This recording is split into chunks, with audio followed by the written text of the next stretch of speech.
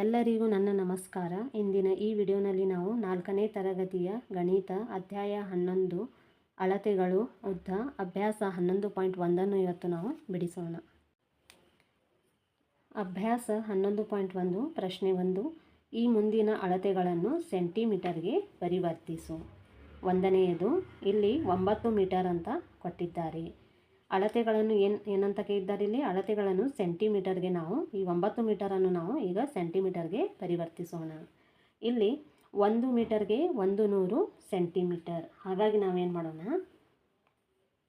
9 metre is equal to 9 ಗುಂಡ್ಲೆ 100 centimetre ಅಂತ ಬರೆಯೋಣ.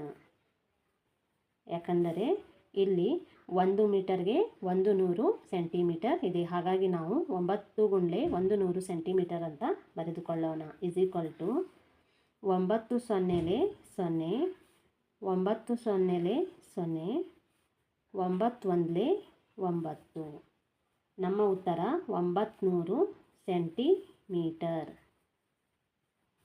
Next 12 metre.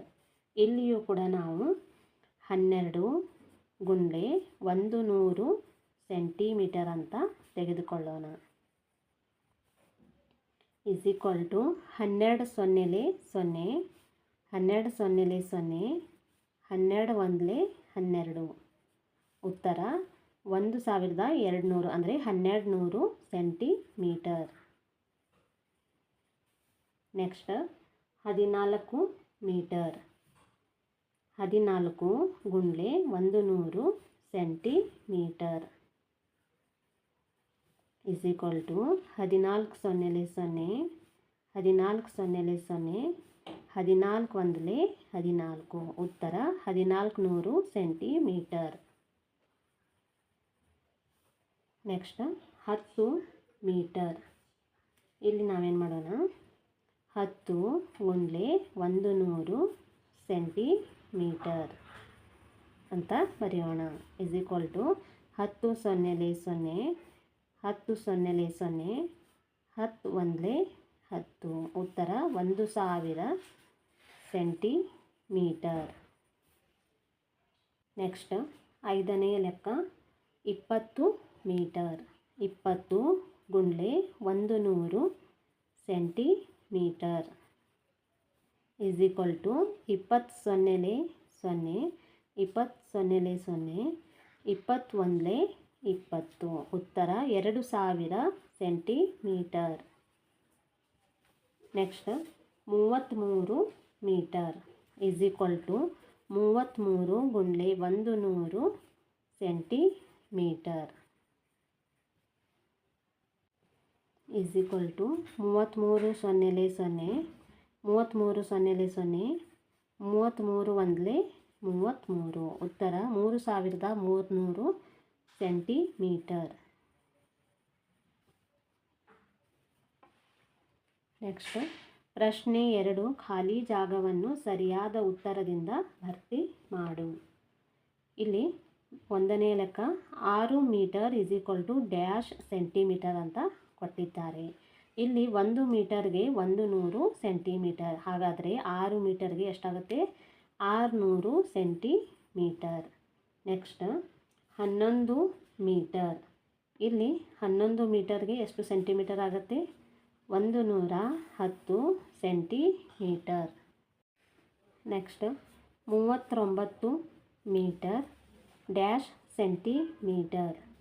ಇಲ್ಲಿ ನಾವು 3900 ಸೆಂಟಿಮೀಟರ್ ಅಂತ ಬರೆಯೋಣ.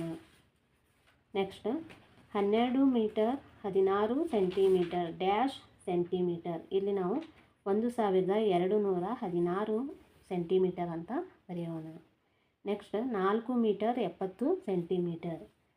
ಉತ್ತರ 470 ಸೆಂಟಿಮೀಟರ್. ಪ್ರಶ್ನೆ 3. ಎ ಪಟ್ಟಿಯಲ್ಲಿ ಅಳತೆಯನ್ನು ಮೀಟರ್ನಲ್ಲಿ, ಬಿ ಪಟ್ಟಿಯಲ್ಲಿ ಅಳತೆಯನ್ನು ಸೆಂಟಿಮೀಟರ್ನಲ್ಲಿ ನೀಡಿದೆ. ಎ ಪಟ್ಟಿಗೆ ಸರಿಹೊಂದುವಂತೆ ಬಿ ಪಟ್ಟಿಯಲ್ಲಿನ ಅಂಶಗಳನ್ನು ಹೊಂದಿಸಿ ಬರೆ.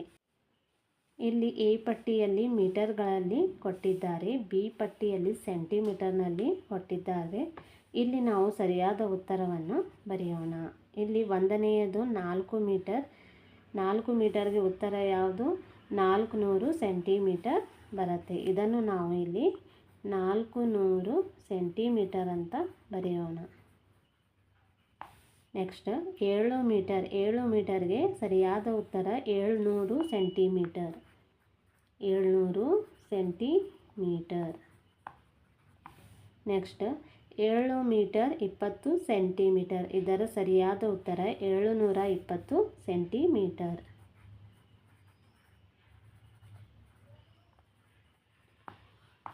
Next 4 metre 50 centimetre. ಇದರ ಸರಿಯಾದ ಉತ್ತರ ಬಿ 450 ಸೆಂಟಿಮೀಟರ್.